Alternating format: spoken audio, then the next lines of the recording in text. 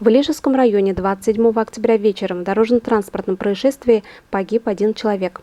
В 8 часу вечера на 1177 километре автодороги Москва-Уфа 63-летний житель Республики Татарстан за рулем грузовика МАН, двигаясь со стороны Москвы в направлении Уфы, допустил наезд на 66-летнего местного жителя. В результате дорожно-транспортного происшествия пешеход от полученных травм скончался в карете скорой медицинской помощи.